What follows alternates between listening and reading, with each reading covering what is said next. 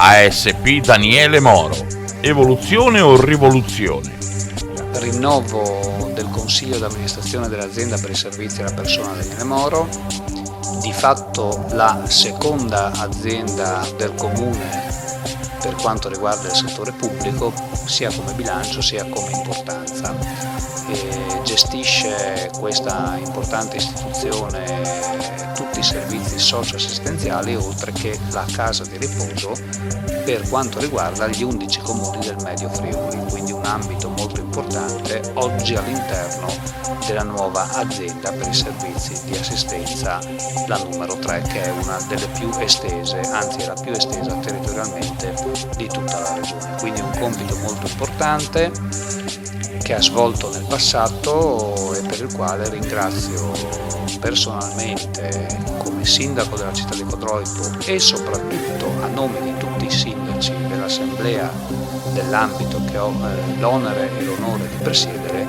il dottor appunto Thierry Schneidero, che in questi anni è riuscito a raggiungere tutti gli obiettivi che gli erano stati consegnati e indicati dai sindaci stessi. Il primo dei quali era quello di mettere ordine e pulizia in un'azienda che aveva avuto qualche problema nel passato non di poco conto, e ricordo che quando divenni sindaco vi era un grosso problema di stabilità finanziaria ed economica da parte di quel bilancio, cosa che oggi non esiste più, e quindi il merito va scritto al presidente e a chi ha saputo in quei difficili frangenti governare una situazione non certamente difficile, soprattutto uscendo da un'elezione molto travagliata, da 20 anni di gestione diciamo politicamente opposta all'attuale, ma soprattutto con dei frangenti gestionali che non erano sicuramente resi chiari, soprattutto per quanto riguarda la parte pubblica, cioè i sindaci. Non vi era un sindaco all'epoca che non si lamentasse di quel tipo di gestione. Ricordo anche le dimissioni a catena e quant'altro. Nomina quindi del nuovo consiglio d'amministrazione, del quale il presidente non farà più parte perché ha già contribuito a risanare questa posizione. Serve oggi un cambio di passo. Vi saranno alcune riconferme, anzi vi sono state. Il comune di Cammino al Tagliamento ha inteso riconfermare la dottoressa Patrizia Venuti, che è una dottoressa commercialista, quindi ha una professionalità ben precisa in campo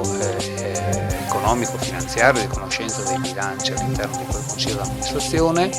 e io ho provveduto a riconfermare il dottor Polini Francesco, già consigliere comunale, già consigliere di IPAB, quindi un esperto del settore, ma soprattutto è un medico, un chirurgo maxillofacciale in ospedale di Udine, e quindi capisce bene la materia anche dal punto di vista sanitario e non solo gestionale. E l'altra persona è un dirigente d'azienda, quindi una persona di lungo corso che ha alle spalle anche un curriculum non di secondaria importanza per quanto riguarda la parte politica, essendo stato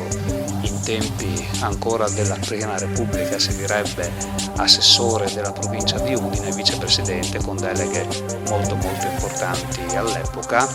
che è il dottor Aldo Mazzola,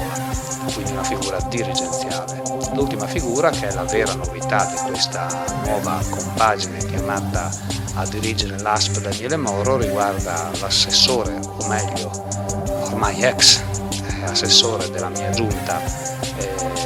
architetto Andrea D'Antoni, assessore che rivestiva qui deleghe importanti, deleghe della pianificazione e l'ambiente, e che ha fatto molto bene, e che ha inteso accogliere la mia richiesta di andare a costituire questa compagine di governo dell'ASP, perché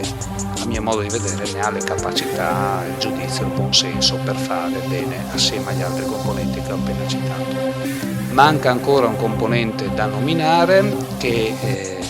mi era stato indicato dall'Assemblea dei Sindaci proprio alcune ore fa, ed era il dottor Paolo Dri,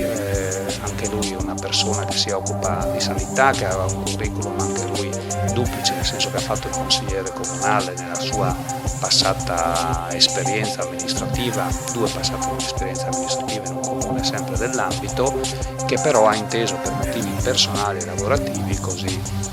mi mi ha detto stamani, ha inteso di non accettare questo incarico, pertanto